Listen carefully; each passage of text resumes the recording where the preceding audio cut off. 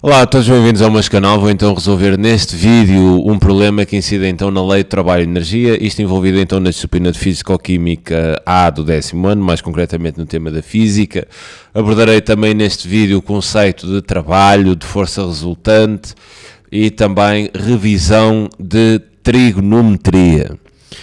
Bem, o que temos é o seguinte: um objeto de massa 2 kg, que pode ser então considerado uma partícula, desloca-se horizontalmente e 5 metros sobre um plano, ok? Desloca-se horizontalmente 5 metros, com uma velocidade de 3 metros por segundo. Quer dizer, isto é uma velocidade inicial. Quando sobre ele passam a atuar duas forças, uma com a mesma direção e sentido do deslocamento, cuja intensidade é exatamente igual a 10 newtons, e outra fazendo um ângulo de 30 graus com a horizontal e com sentido de baixo para cima e sentido contrário ao movimento, cuja intensidade é exatamente igual a 10 newtons. Tudo bem, temos aqui uma série de 3 questões. A primeira determina então a força resultante e representa a força a atuar no objeto. Depois o trabalho da força resultante e a soma do trabalho de cada uma das forças que atuam no objeto. E depois uma última questão sobre qual é a velocidade do objeto após os tais 5 metros de deslocamento. O que vocês têm que fazer assim nestes problemas é a representação do próprio problema. Temos então assim aqui um plano horizontal. Sobre este plano horizontal temos um objeto que eu vou considerar assim, por exemplo, como sendo um bloco. Esse aqui um bloco. Este plano horizontal ficou assim um bocado estranho, mas ok, temos assim aqui um plano horizontal. Temos então aqui um bloco que desliza nesse plano horizontal, e neste bloco eu vou então representar as minhas forças. Mas antes de representar as forças, eu vou ter que definir um referencial. E o referencial que para este efeito eu vou representar é assim o referencial de eixo na x, y. Que vou assim atacar este eixo por aqui, quer dizer, coincidindo assim o eixo dos y. Aqui perpendicular ao plano horizontal e a passar no centro de massa do bloco, e representar assim o eixo do x paralelamente ao meu eixo horizontal, também a passar pelo centro de massa do bloco. Terei então assim aqui o eixo do x e terei assim aqui o eixo dos y. Terão de vocês sempre fazer isto, ok? Primeiro passo, representar então o sistema de eixos para depois fazermos a decomposição das várias forças segundo estes dois eixos. Convém também representarmos a direção e o sentido do movimento, quer dizer, a direção do movimento é horizontal e o sentido do movimento vou então dizer que será da esquerda para a direita. Quer dizer, o sentido do movimento pode então ser dado pelo vetor velocidade, visto que o vetor velocidade aponta sempre no sentido do movimento, se tivermos uma trajetória, como é o caso, horizontal. Bem, depois de fazermos isso, vamos então representar todas as forças que estão a atuar no nosso bloco. E que forças é que são essas que estão a atuar? Temos então aqui a força gravítica, né? Temos assim aqui a força gravítica, que obviamente aponta para o centro da Terra, né? Do centro de massa para o centro da Terra. Teremos então aqui a força gravítica. Teremos também assim aqui a reação normal, né? Que normalmente se representa como N, é a reação normal, é a força que a superfície aplica sobre o bloco. E depois teremos ainda duas forças que estão a ser aplicadas no bloco, voltando a ler isto, quando sobre ele passam a atuar duas forças, uma com a mesma direção e sentido do deslocamento. Então quer dizer que uma assim aplicada aqui no centro de massa do bloco, com a mesma direção e sentido do deslocamento, quer dizer, assim, vou chamar esta força, a minha força F1, mesma direção e sentido do deslocamento, e uma outra fazendo então 30 graus com o plano horizontal e sentido de baixo para cima e contrário ao movimento.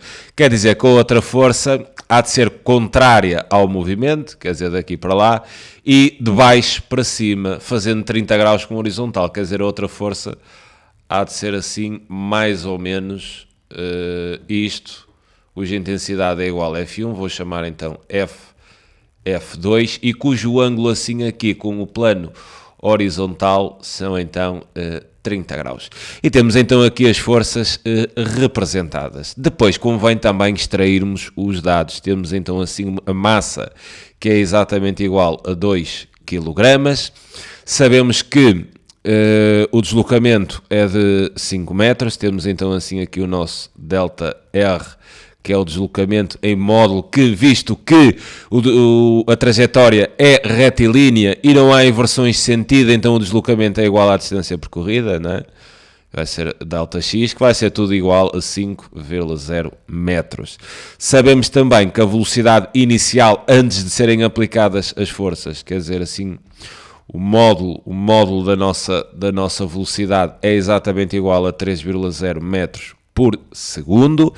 Sabemos que a intensidade das duas forças, quer dizer, a intensidade é 10 newtons, tudo bem. Quer dizer, o módulo de F1 é igual ao módulo de F2 e são ambas iguais a 10 newtons. Tudo bem. Depois de fazermos estas representações todas, agora sim vamos começar a resolver o próprio problema. No primeiro caso temos então a seguinte questão: determina a força resultante e representa essa força resultante a atuar no mesmo objeto. Nós aqui teremos de ter alguma atenção, porque nós temos aqui forças que estão a atuar em diferentes eixos. Temos aqui forças que estão a ser aplicadas ao eixo do X e teremos outras forças que estão a ser aplicadas ao eixo dos Y. E temos aqui uma força que é assim oblíqua. E para estas forças oblíquas nós temos que fazer a decomposição desta força, temos que projetar esta força nos eixos, porque eu vou tratar a força resultante em X e a força resultante em Y. Esta força F1 atua no eixo do X, tudo bem. Esta força gravítica atua no eixo do Y, tudo bem. E a normal atua no eixo do Y, tudo bem. Aquela força F2 atua nem num nem no outro, não é? O que é tudo mal. Então eu vou fazer a decomposição desta força nos eixos. Como é que podemos fazer a decomposição desta força nos eixos? Nós temos então que envolver esta força assim num triângulo retângulo. Por exemplo, pode ser este que eu estou a desenhar aqui, retângulo. E esta força F2, vamos então ter aqui uma projeção neste cateto do triângulo sobre o eixo horizontal, que eu estou agora aqui a sinalizar. Vou chamar então F2, mas F2x, que é a projeção da força F2 no eixo do X, e vou representar assim aqui este outro cateto do triângulo, que vou então designar como F2y, que depois poderá ser projetado, obviamente, aqui mesmo para o eixo dos y. Este F2y ali há de ser o mesmo que... Há de ser o mesmo, não, o ponto de aplicação é mesmo aqui no centro de massa, mas para cálculo este triângulo aqui vai-me dar mais jeito, mas vai ser esta força que depois vai ser projetada aqui no eixo dos y. Bem, nós vamos ter então que definir esta força nos eixos, e então para isso eu vou pegar aqui neste triângulo e vou definir estas forças F2x e F2y em função do meu F2, para depois poder então fazer o cálculo da força resultante. Eu vou então assim aqui abordar o triângulo para fazermos então as definições. Sei então aqui que este ângulo é 30 graus, tenho assim aqui o meu F2, e tenho assim aqui o meu F2x e tenho assim aqui o meu F2y. São assim as minhas forças, que obviamente são grandezas vetoriais. Agora, nós para isto vamos ter que usar trigonometria, e para usar trigonometria vocês têm que saber muito bem, mas mesmo muito bem, as razões trigonométricas que vocês estudaram no nono ano. Para decorarem as razões, que aí tem mesmo que saber, não tem hipótese, eu normalmente uso sempre a palavra só que à toa. É uma palavrinha que me ajuda a decorar as razões trigonométricas.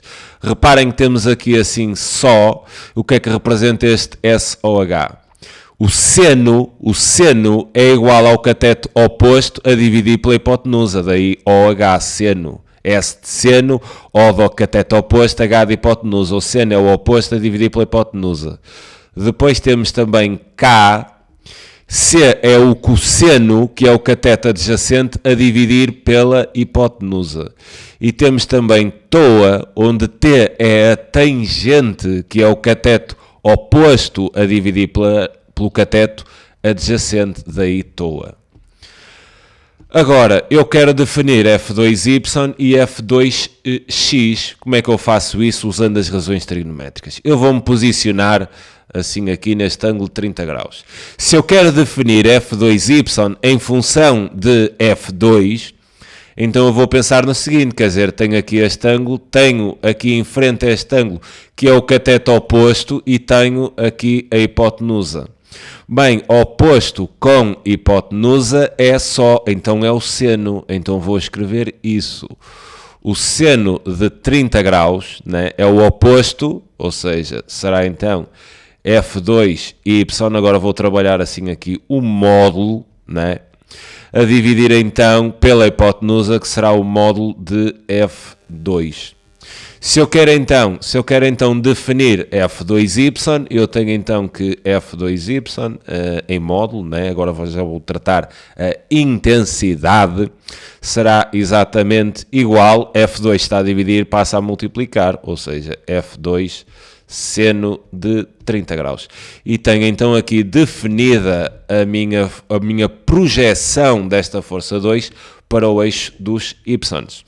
Analogamente, vou fazer então a mesma definição, mas para F2x. E agora, se pensar assim no ângulo, né, relacionando com o meu F2, porque o módulo que eu tenho é o módulo de F2, se me posicionar aqui no ângulo, o F2x é o cateto não oposto, mas sim adjacente. Trabalhar adjacente com a hipotenusa é K, né? Então é o cosseno. Então é isso que eu vou dizer. O cosseno de 30 graus, né, é igual, já trabalhando aqui com as intensidades, a intensidade da força F2x, porque é o cateto adjacente. Então F2x no eixo do x, estou a trabalhar a projeção da força no eixo do x, a dividir então pelo módulo, né, pela intensidade da força F2, que é a minha hipotenusa. Resolvendo então esta equação em função da F2x, que é o que eu quero, né, eu tenho que F2x, a nível da sua intensidade, ou seja, o módulo, né, agora já estou aqui a escrever, trabalhando apenas a intensidade, será igual, então se F2 está a dividir, passa a multiplicar, será F2 cosseno de 30. Então já estou aqui a tratar o módulo e tenho aqui as duas projeções de F2 para o eixo do y e para o eixo dos x. Uma vez que tenho então as projeções, vou começar a trabalhar a força resultante, mas esta força resultante vou decompor esta força resultante nos meus dois eixos. Então vou fazer assim aqui uma chaveta, né? E vou trabalhar aqui a força resultante no eixo do x, e a força resultante no eixo do x será então o somatório de todas as forças que atuam no eixo do x. Eu aqui quero determinar, se é determinar, estou à procura da sua intensidade. Então terei que ter atenção, porque eu vou definir que o sentido positivo é assim para a direita, as forças que atuam no sentido contrário àquele que eu defino como positivo. As suas intensidades, obviamente, serão negativas, porque atuam no sentido contrário daquele sentido que eu defino como positivo. Quer dizer, então, que a força resultante no eixo do x vai ser, então, a intensidade da força F1, né, a nível de intensidade. Qual é a outra força que atua no eixo do x? Tenho F1 e tenho F2x. Como F2x atua no sentido negativo, então eu vou meter menos F2x. E relativamente à força resultante no eixo do X, não tenho mais nenhuma. Agora, vou definir também a força resultante, a intensidade da força resultante no eixo dos Y. Terei então a força resultante segundo o eixo dos Y. Para este efeito e relativamente ao referencial que eu defini, para cima será o sentido positivo, né? Obviamente para baixo o sentido negativo. Todas as forças que atuam no sentido positivo terão um sinal positivo. Relativamente, eu estou a estudar apenas a intensidade. Se estivesse a trabalhar vetorialmente, é a soma destes vetores, mas a nível de depois intensidade dos vetores e a nível de trabalho da força resultante, né, teremos de fazer esta diferenciação entre positivo e negativo para cálculo da intensidade. Forças resultantes que atuam no eixo do Y. Tenho ali a força normal, né? Tenho ali a força normal, mais, eu estou a trabalhar a intensidade, vou-te a reforçar, mais F2Y, que atua também para cima, daí ser positivo, e tenho a força gravítica a atuar no sentido contrário, então vou subtrair exatamente a intensidade ou módulo da força gravítica. Então, menos Fg. Agora, para terminar estas forças resultantes, vou fazer os cálculos, né? Vou fazer os cálculos. Há aqui uma coisa que vocês devem ter atenção. Vocês devem ter atenção aqui num pormenor extremamente importante, que é o seguinte. Reparem que o movimento é apenas feito no eixo do X, quer dizer, o bloco não sobe nem desce. Se o bloco não sobe nem desce, quer dizer que não há movimento no eixo dos Y. E se vocês recordarem da primeira lei de Newton, se a aceleração é nula, né, a força resultante tem de ser zero, ok? Então, se não há movimento no eixo dos Y, porque o bloco não vai subir nem descer, então esta força resultante em Y tem de ser igual a zero, ok? Esta força resultante no eixo dos Y é igual a zero, porque o corpo não sobe nem desce. Se a força resultante no eixo dos Y fosse diferente de zero, significaria que o bloco teria movimento aqui no eixo do Y, coisa que não existe, porque ele só se vai movimentar no eixo dos X. Quer dizer então que a intensidade desta força resultante no eixo dos Y é zero.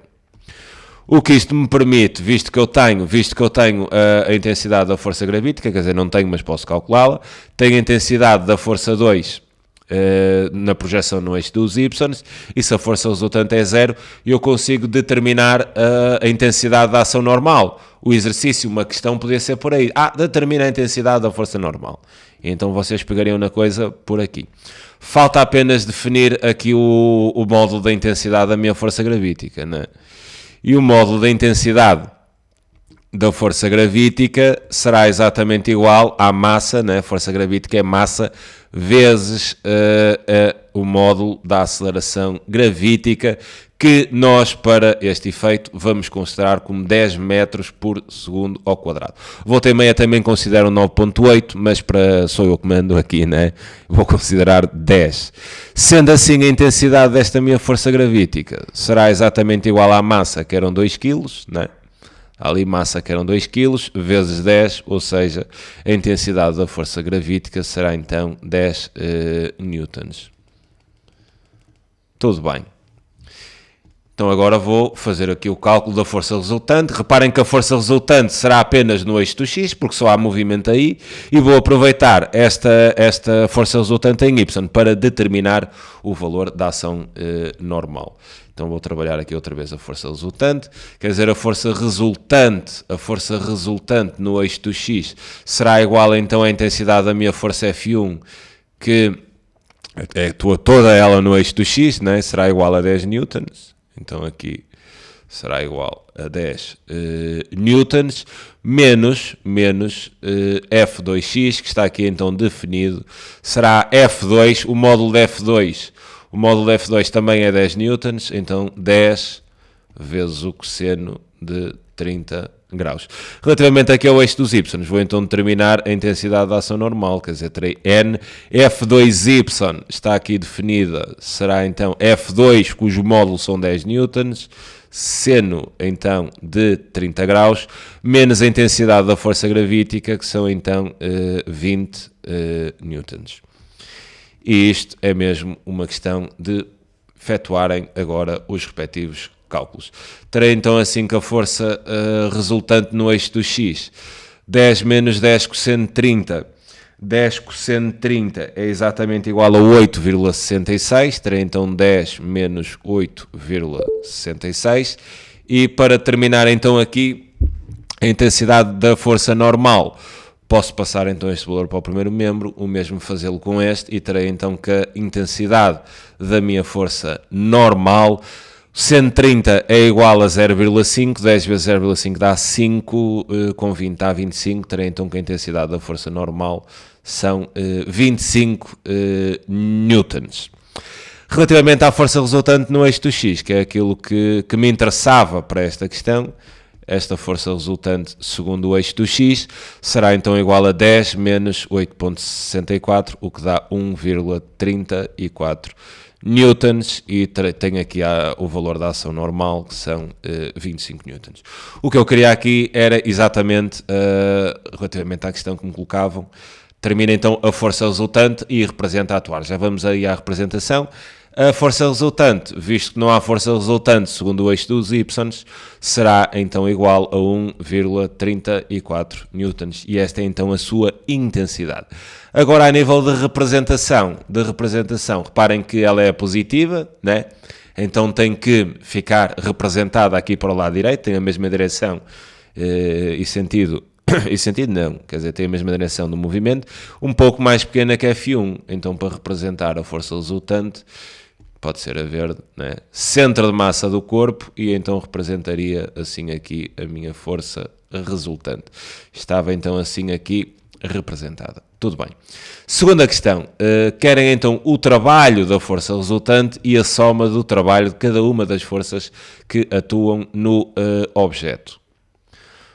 Bem, relativamente à segunda questão, nós sabemos que o trabalho da força resultante, né? Trabalho da força resultante será exatamente igual ao valor da força resultante, à intensidade da força resultante, vezes então o deslocamento, vezes o cosseno, né? Vou chamar aqui de θ, onde este θ é o ângulo que a força resultante, que o vetor força resultante faz com a direção e sentido do movimento. Ok? Tudo bem. Quer dizer então que o trabalho da força resultante será igual ao valor da força resultante, 1,34. O deslocamento é um dado que estava ali, né? É exatamente deslocamento igual, não fiz aqui o cálculo, mas está aqui 5 metros. Deslocamento são 5 metros, então vezes 5. E o ângulo que a força resultante faz com a direção e sentido do movimento. Reparem que se o movimento é assim para cá, né? Eu tenho então assim aqui o movimento a vir para cá. Tenho assim a força resultante que também aponta, tem a mesma direção e tem o mesmo sentido. Quer dizer que este meu θ é igual a 0 graus. Então aqui terei cosseno de 0 graus, onde cosseno de 0 graus é exatamente igual a 1. Quer dizer então que o trabalho da força resultante será igual a 5 vezes 1,34 vezes 1, o que é exatamente igual a 6,7 Joule, e tinha então aqui o trabalho da força resultante.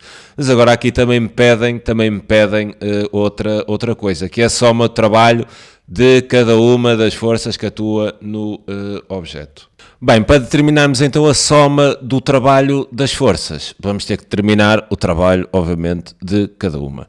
Para isso, para não estar sempre a subir e a descer, eu vou então reproduzir aqui outra vez o esquema, né, para percebermos aqui algumas ideias importantes.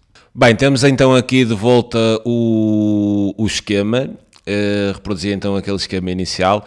É extremamente importante sabermos que o sentido do movimento, a direção e o sentido do movimento se faz assim por aqui, por este eixo do x. Okay? Este aqui é o nosso sentido do movimento.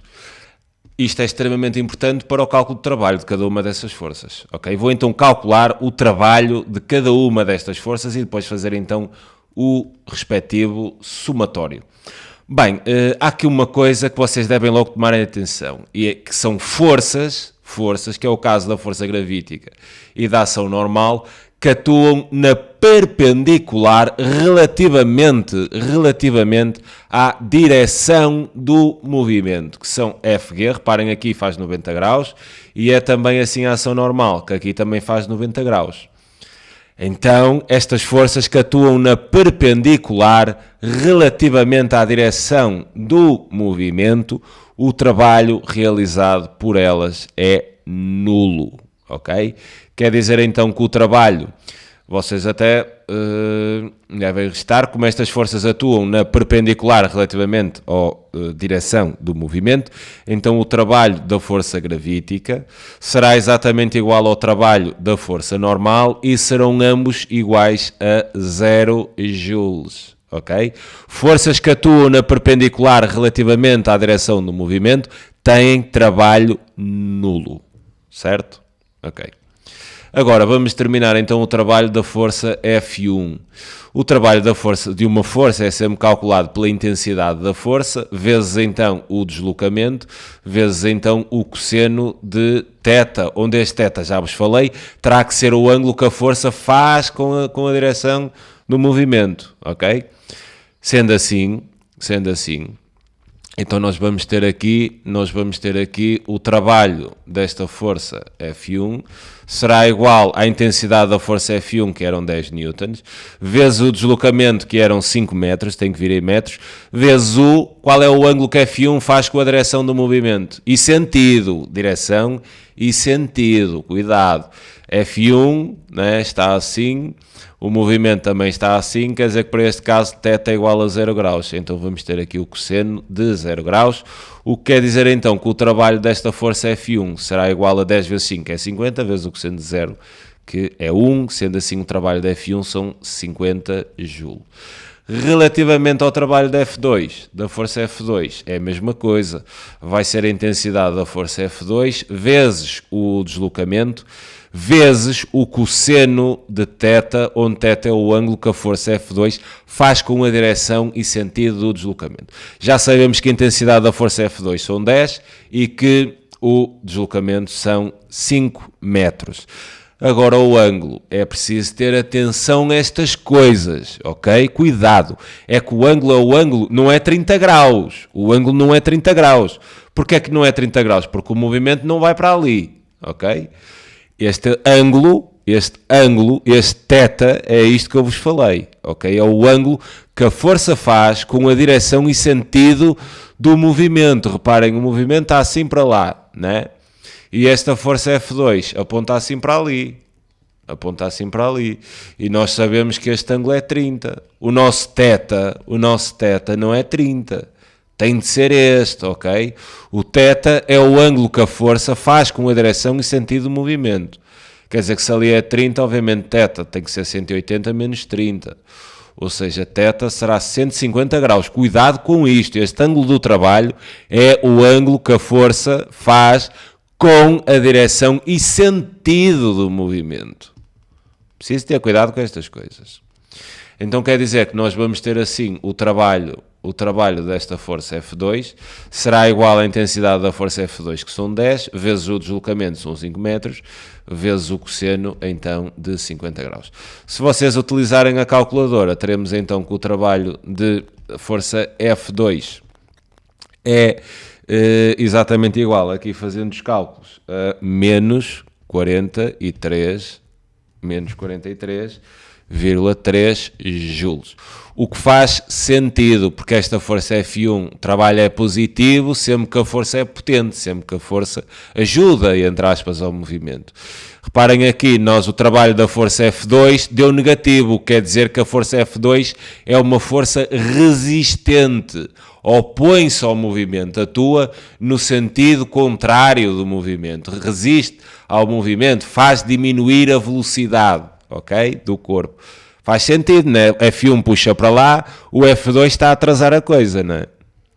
Sempre que o trabalho é positivo, temos forças potentes, sempre que o trabalho é negativo, temos forças resistentes. O somatório então do trabalho, né? Vai-me dar então o trabalho da força resultante. Há de ser igual à soma disto tudo, né? Vai ser o trabalho da força gravítica, mais o trabalho da ação normal, mais o trabalho da força F1, mais o trabalho da força F2. Como estas duas aqui atuam assim na perpendicular relativamente à direção do movimento, quer dizer, isto é igual a zero, isto também é igual a zero, teremos então que o trabalho da força resultante será simplesmente igual a 50, né? Menos 43,3, o que dá então o trabalho da força resultante igual a 6,7 Joule. Exatamente a mesma coisa que a gente ter feito aqui no princípio, sabíamos a força resultante, né? E aplicamos logo o trabalho à força resultante. Mas aqui pediu a mesma soma, né? Se a pergunta fosse só, termina o trabalho da força resultante, eu nem faria esta soma que fiz aqui. Faria logo como fiz no princípio, quer dizer, a gente tem a força resultante, então aplicávamos diretamente a forma. A força resultante vezes o deslocamento, vezes o cosseno com o ângulo que a força resultante faz então com a direção e sentido do movimento. E vocês devem estar a perguntar, mas a força resultante, o ângulo não é sempre zero? Não, cuidado, não, nem sempre.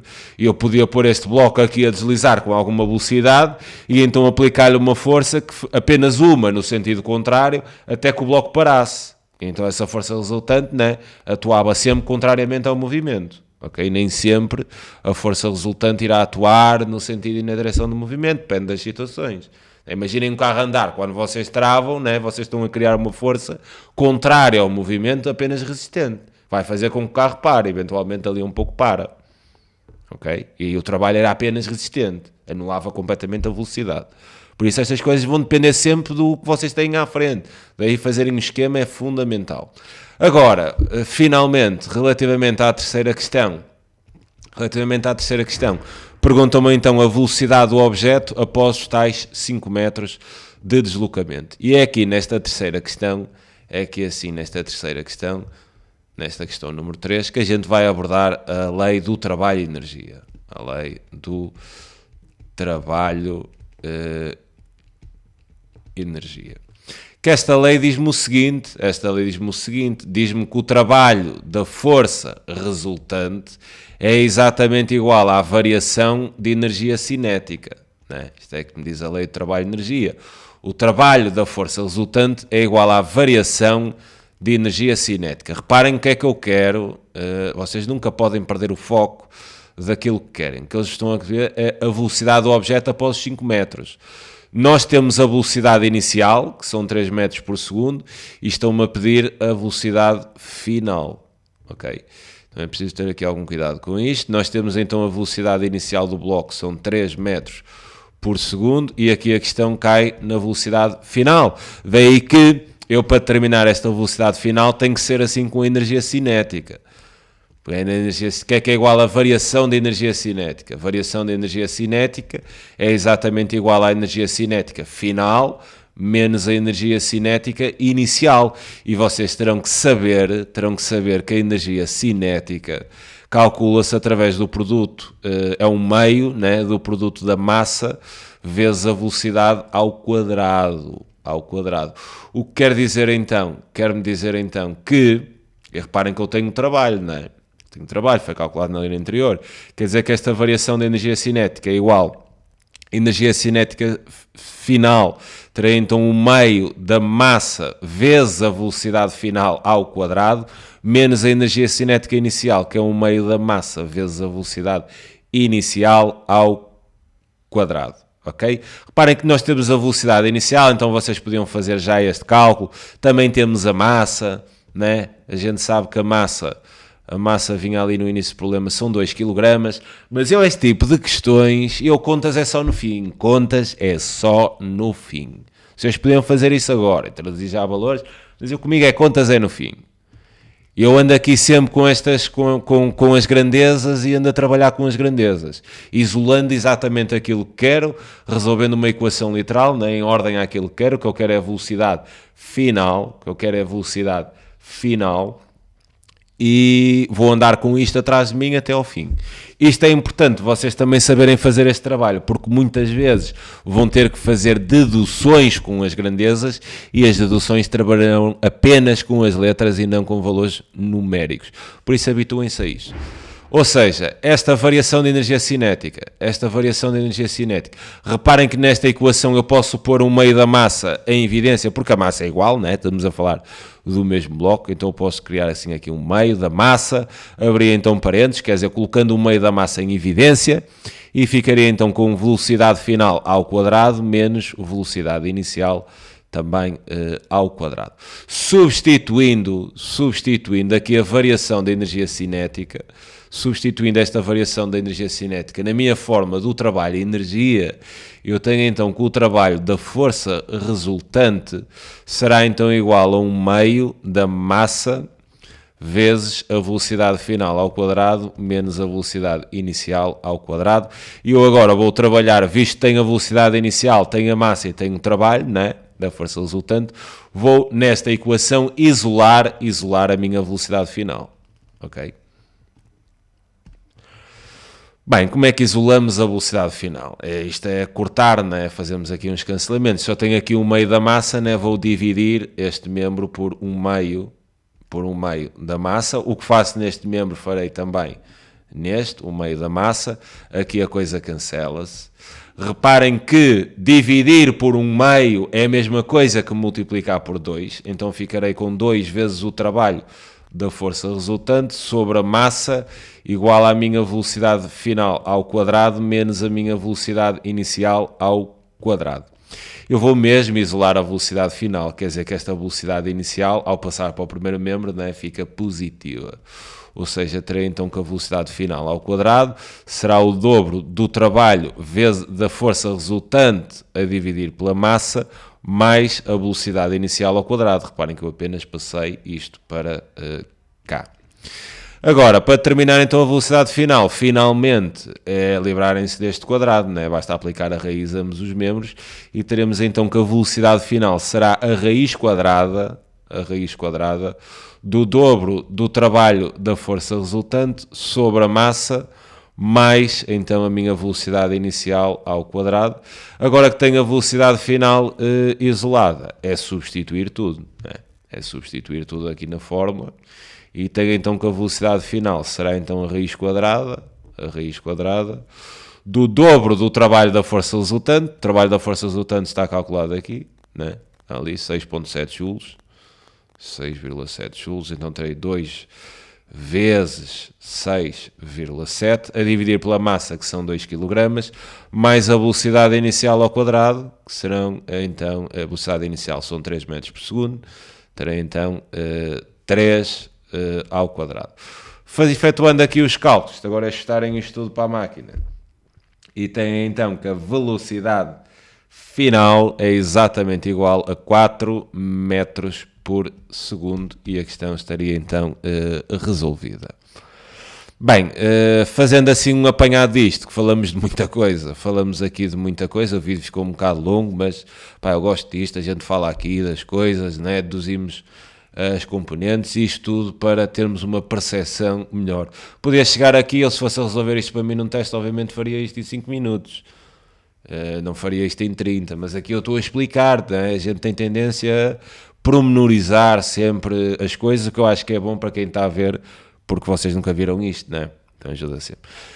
Questões destas com forças, o que é que vocês têm que fazer em primeiro lugar? Fazer o esquema do objeto, o plano, definirem o referencial, definirem para onde é que é o sentido positivo, para onde é que é o sentido negativo, colocarem as forças, enquadrando no referencial. Se tiverem forças oblíquas, têm que fazer a decomposição das forças utilizando a trigonometria, né, para esse efeito de decomposição das forças nos eixos. Para trabalharem a força resultante, terão que dividi-la no eixo X e no eixo dos Y. No eixo que não há movimento, o bloco não se desloca, segundo esse eixo, não há movimento, então a resultante das forças tem que ser nula, né? Isto pode-vos permitir terminar a ação normal, ou se tivessem a ação normal, determinar a força gravítica, que por efeito poderia dar para determinar a massa, sei lá. Quer dizer, aqui a coisa anula-se, não há movimento, anula-se, então se faltar alguma coisa e se tiverem tudo o resto, dá para resolver. Fazerem a tal composição, terem atenção aos sinais, Trabalho da força resultante, podem logo aplicar esta fórmula diretamente, trabalho da força resultante, força vezes deslocamento, vezes o cosseno do ângulo, e também podem fazer isto de outra forma, quer dizer, determinando o trabalho de todas as forças, tendo em atenção que as forças que atuam na perpendicular, o trabalho é sempre nulo, perpendicular ao movimento, à direção do movimento. Forças que atuam na perpendicular relativamente à direção do movimento têm trabalho zero, ok? Zero. As outras terão que fazer a intensidade da força vezes o deslocamento, vezes este ângulo θ, e tenham cuidado com este ângulo θ, porque este ângulo tem que ser o ângulo que é feito com a direção e sentido do movimento. Não se esqueçam desta história de sentido, ok? Pronto, e depois é andar com isto para a frente. Se vos perguntarem depois velocidades e isso, trabalham a lei do trabalho e energia, né? Que nos diz que o trabalho da força resultante é sempre igual à variação de energia cinética. Ok? Fica então aqui o vídeo feito, é sempre um prazer enorme ajudar. Um grande abraço a todos. Tchau.